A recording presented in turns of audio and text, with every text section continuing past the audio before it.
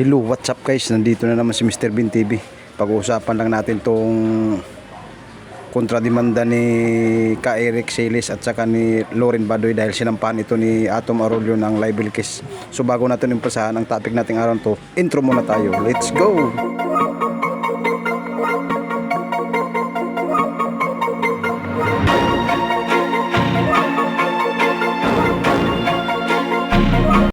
So ayun nga, nagpahayag na si dating NPA na si Eric Celis sa pahayag niya kontrademanda kontra sa mga kay Atom Arroyo at saka si Carol Arroyo sa mag-inang membro daw di umano ng CPP, NDF, NPA. Kaya nagsalita na si Eric Celis, binunyag niya lahat kung anong pagkatao si Atom Arroyo at saka yung ina niya na si Carol Arroyo.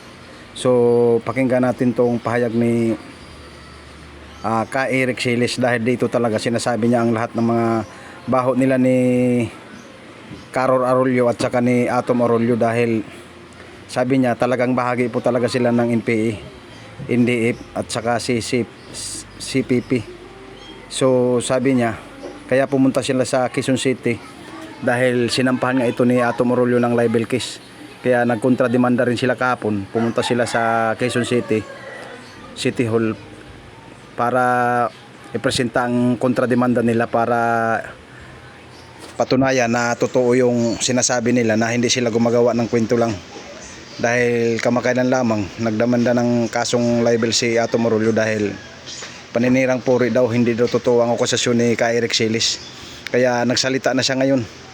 So pakinggan natin yung sinasabi ni Eric sa mga sa media na SMNI News. So pakinggan natin ang sinasabi ngayon ni Eric dahil sabi niya kung magsisimula man tong hearing na to, dito natin malalaman ang lahat ng mga ebidensya dahil totoo talaga na bahagi talaga si Carol Arroyo at saka si Atom Arroyo ng CPP, NDF, NPA. So pakinggan natin yung sinasabi ngayon ni Eric Celis dahil siya talaga ang nakakaalam mismo dahil membro nga ito dati ng NPA. So pakinggan natin ang sinasabi niya. Kasama niya yung mga dating mga NPA sa pagsampa nila ng kontrademanda doon sa Quezon City Hall of Justice. So pakinggan natin ngayon ang sinasabi ni Eric Celis. Magugulat kayo guys kung ano talaga ang hinahayag ngayon ni Eric Celis, kung ano ba talaga ang pagkatao ni Carol Arroyo at saka ni Atom Arroyo dahil dito hindi siya nagdadalawang isip talaga na ibunyag lahat ng mga nalalaman niya dahil siya mismo siya ang nakakaalam dahil dati nga itong membro ng NPA, NDF, CPP. So let's go, pakinggan natin guys dahil magugulat kayo.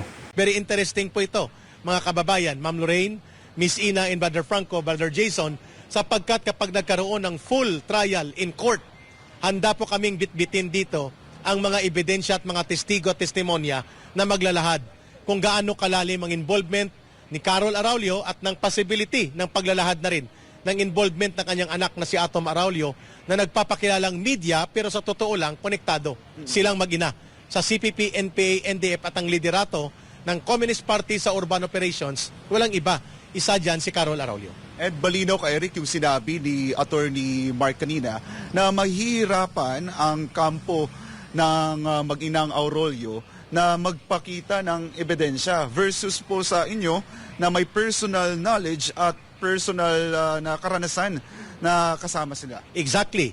Sapagkat ang kanilang pinagbabatayan ay civil code. Article 19, 20, and 21. Ang ating depensa ay saligang batas. The highest law of the land. Number 2, kailangan i-prove ni Carol at ni Atom Arroyo na ang ginagawa namin ni Ma'am Lorraine, natin sa Laban Kasamang Bayan, ni Eric, ay in bad faith. Mahirap i-prove yun sapagkat under the law, ang lahat ng akto ng isang tao at individual na ginagarantiyan ng kanyang karapatan sa konstitusyon is presumed being conducted with good faith. So to prove bad faith, kailangan clear and convincing evidence. Anong bad faith? Ang advokasya namin ni Ma'am Lorraine at ng Laban Kasamang Bayan at ng SMNI is to defend democracy, promote peace, and uphold our national security against all forces that destroy our country, especially yung mga grupo at organisasyon at individual na involved sa CPP, NPA, NDF. That cannot be relegated as an item of bad faith, but that is an advocacy. So good faith yun. Sapagkat ipinagtatanggol namin ni Ma'am Lorraine at ng Laban Kasama ang Bayan ang kapakanan ng mamamayang Pilipino at ng ating bansa laban sa terorismo ng CPP, NPA, NDF. And kung baka, Ka-Eric, they're fighting a losing case. Exactly. They're fighting a losing cause, a losing case. At the same time, tama yung binanggit ni Ma'am Lorraine, papansin ito, propaganda agitation ito para lumabas na parang may puwersa pa sila. Para yung mga grupo na naiiwan pa sa kanila, yung remnants nila, ay hindi mawagtang at hindi mawala. At pangalawa, makapagpapatuloy yung kanilang panloloko. Recruitment pa rin ito. At ang nagkamali sila sapagkat ang age of information dumating na. Ang kamulatan at kamalayan ng mamamayang Pilipino tumaas na. Ang paglaganap ng ganitong platform like Laban Kasama ang Bayan at SMNI ay hindi na mapipigilan ng pananakot, gulpi de gulat at mga terorismo ng CPP, NPA, NDF. Handa nga kami magpakamatay dito Kasama ng aming mga pamilya at kasama, handa namin ipagtanggol ang Republika ng Pilipinas. So ano man ang kaso ni Carol Araulio at ni Atom Araulio, ang patutunguhan yan, basurahan ng kasaysayan. Sapagkat dudurugin yan ng testimonya ng karanasan at personal na kaalaman at direktang involvement namin sa CPP, NPA, NDF na alam namin ang katotohanan na sila ay bahagi ng CPP, NPA, NDF. At ang isang malinaw rin dito, Ka-Eric, Doc Lorraine, Ina, Franco, kahit sino pa man yan na magpa-file ng kaso ay hindi ito makakasupil, makakapigil sa atin na ilahad yung katotohanan tungkol nga dito sa CPP, NPA, NDF. Exactly, yun ang mission order ni Pastor Kibuloy. We will never bend down our resolve and strength to fight evil in the pressure of evil. Ibig sabihin, hindi tayo magpapapressure sa gawa-gawang kaso, harassment, pananakot, terorismo, o kaya gulpi di gulat na mga kaso na ang purpose ay magpropaganda. We will be more than resolute enough. We will be more strong and we will be more formidable as a team dito sa Laban Kasama ang Bayan. Abangan nyo po ang kaabang-abang na patutunguhan ng kasong ito. Pag nag-full trial in court, talagang malalahad at malalantad ang mga katotohanan sa likod ng buhay ni Carol Araulio at ng anak niyang si Atom Araulio at kasama na si Franz Castro, ang mga nalalabing mga rogue elements ng CPP, NPA, and pag sinabing rogue elements, yung mga natitirang mga rebuilding lagalag sa lungsod. May rebuilding lagalag na NPA sa Kanayunan, may rebuilding lagalag sa Kalunsuran, yan sila Carol Araulio, at si Franz Castro, si Raul Manuel, at si Arlene Brosas, at yan ang pinapalakpakan ni Atom Araulio.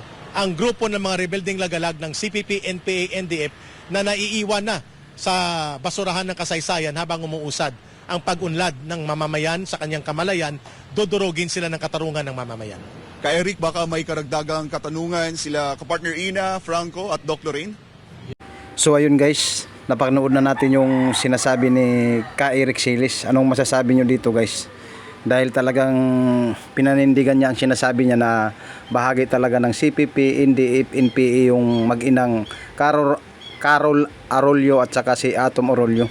Talagang binahagi talaga niya lahat, inilalahad niya na membro talaga si Araulio at saka si Carol Araulio na mag-ina pala to guys, na membro talaga bahagi ng CPP, NDF, NPA guys. So anong masasabi nyo dito guys sa pahayag ni Ka-Eric Silis? Comment down below para mareaksyonan natin kung talagang bahagi sila ng NPA, NDF. Sa muli, hanggang dito na lang. Huwag kalimutan mag-subscribe, mag-hit ang notification bell para lagi kayong updated sa mga bagong balita na katulad nito. Bye-bye!